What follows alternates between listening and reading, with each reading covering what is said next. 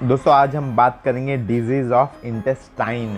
क्या क्या बीमारियां हो सकती हैं इंटेस्टाइन में, लार्ज इंटेस्टाइन, स्मॉल इंटेस्टाइन। इसके अलावा भी डाइजेस्टिव ट्रैक्ट दोस्तों माउथ होता है जहां से खाना जाता है, उसके बाद स्टमक यानी जहां खाना स्टोर होता है, उसके बाद स्मॉल इंटेस्टाइन, लार्ज इंटेस्टाइन जो breakdown of food particles into smaller pieces, और उसके बाद डाइजेशन का प्रोसेस, एवरीथिंग, फिर एक्सक्रीशन का प्रोसेस, सब कुछ बात करेंगे इस वीडियो में धीरे धीरे वन बाय वन। दोस्तों मैं हूं डॉक्टर संजीव सिंह, आप देख रहे हो health care and home remedies, जहां आपको मिलेंगी health care and home remedies की पूरी जानकारी। तो दोस्तों क्या क्या होता है डिजीज़ ऑफ इंटेस्टाइन? इसमें होता है दोस्तों इन्फ्लेमेटरी बॉवल डिजीज़। जब हम मोशन वगैरह जाते हैं, मोशन साफ़ नहीं होता तो उसमें इन्फ्लेमेशन हो जाता है, सूजन हो जाती है। सूजन होने की वजह से खाना डाइजेस्ट नहीं होता, खाना पचता नहीं है, और कभी कभी अल्सर वगैरह के होने के चांसेस होते हैं दोस्तों। अल्सर हो जाएगा, परफोरेशन हो जाता है, हाई गैस्ट्राइटिस की वजह से दोस्तों अल्सर हो जाता है। तो ये सब दिक्कतें होती हैं।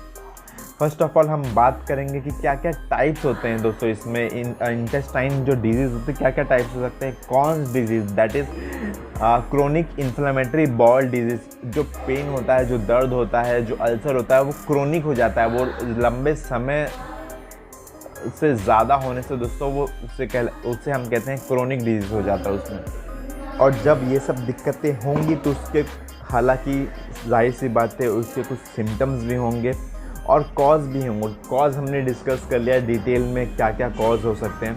हम सिम्टम्स की बात करेंगे दोस्तों, क्या क्या सिम्टम्स हो सकते हैं। फर्स्ट ऑफ ऑल डायरिया, अगर अल्सर है, इंटेस्टाइनल इन्फेक्शन है, कुछ डिजीज़ है, कुछ बीमारी है, तो सीधी बात है डायरिया होने के चांसेस हो सकते हैं। दिन में 2 बार 3 बार एकदम लूज मोशन की तरफ बाथरूम होगा, और ये दिन में 2 बार भी हो सकता है, 4 बार भी हो सकता है। कुछ बैक्टीरियल इन्फेक्शन की वजह से दोस्तों ये दिन में 10 टाइम्स भी हो सकता है। पेशेंट आते हैं, कंप्लेंट लेके बताते हैं बिकॉज ऑफ दैट एक कंटामिनेटेड फूड एंड वाटर के वजह से डायरिया चले, तो सीधी बात है बैक्टीरियल इन्फेक्शन होता है। और उसका जो वजह होती है same, that is unhygienic food, water, उसके वजह से दोस्तों होता है। देन कभी कभी दोस्तों स्टमक पेन होता है, क्रैम्प्स होते हैं पेन में because of inflammatory bowel disease या फिर chronic inflammatory bowel disease. Cramp होगा, ब्लोटिंग एक्शन होगा, हाई गैस्ट्राइटिस होगी, सीने में जलन होगा, खट्टी डकारें आएंगी। ये सब दिक्कतें कॉमन है इसमें। और कभी कभी अगर जैसा मैंने बताया, अगर एक क्रोनिक हो जाए, लंबे समय तक हो जाए, तो दोस्तों वेट लॉस यानी वजन भी इसमें घटना शुरू हो जाता है। पेशेंट एकदम फिजिकली एंड मेंटली दोनों वीक हो जाता है, और सीधी बात है वज़न तो इसका कमी हो रहा है।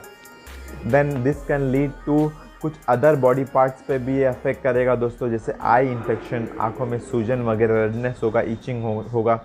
देन कभी कभी आर्थराइटिस की तकलीफ़ होती है, उससे गाउट पेन होता है, जॉइंट पेन की तकलीफ़ें बढ़ जाती हैं इसमें। और इसमें दोस्तों जॉइंट पेन के साथ साथ एक सीवियर आपको दर्द भी होगा। पेन तो होगा, देन टू जो दर्द होगा बहुत सीवियर होगा। ये सब दिक्कतें इसमें देखी जा सकती हैं। कुछ हम जो कॉज जो समझते हैं दोस्तों, कभी कभी फैमिली हिस्ट्री, अगर जेनेटिक होता है, अगर किसी को क्रोनिक इन्फ्लेमेटरी बॉल डिजीज़ या फिर आईबीडी की प्रॉब्लम है, या फिर इंटेस्टाइनल डिजीज़ की फैमिली में किसी को तो है, तो जनरेशन वाइज वो चलते आएगा। इसका बस एक ही प्रिकॉशन है, एक ही इलाज है, वो मैं आगे डिस्कस करूँगा दोस्तों। देन कुछ हमें जो चीज़ें अवॉइड करनी होती है, हम क्या क्या परहेज़ी करें ताकि ये दिक्कतें हमारी सॉल्व हो जाए। फर्स्ट, इसका जो मेजर आपको परहेज़ी करने की ज़रूरत है वो है bad habit, that is smoking. Smoking आपको डेफिनेटली अवॉइड करना है।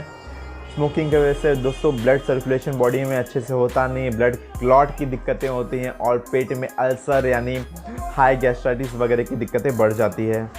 तो ये आपको अवॉइड करना है। ये कुछ एज रिलेटेड भी इश्यूज़ होते हैं दोस्तों, एज बढ़ती जाती है तो जो दिक्कतें होती है स्मॉल इंटेस्टाइन, लार्ज इंटेस्टाइन की, वो भी बढ़ जाती है।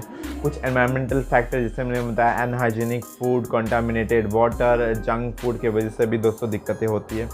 तो आपको करना क्या है, मेडिटेशन की वजह से, मेडिटेशन में क्या क्या ले सकते हैं आप, कुछ ऐसी दवाइयाँ जिससे आपका इन्फेक्शन कम हो जाए, एंटी इन्फ्लेमेटरी ड्रग लेना है, और खाने पीने में आप नॉर्मल ठंडी चीज़ें लीजिए ताकि इसमें जो है गर्म चीज़ें की वजह से आपको छाले ना हो पेट में और इन्फेक्शन वगैरह कम हो जाए। दोस्तों वीडियोस अच्छी लगी हो तो लाइक एंड शेयर ज़रूर करना। मिलते हैं नेक्स्ट वीडियो में एक और नए टॉपिक के साथ में, तब तक के लिए शुक्रिया।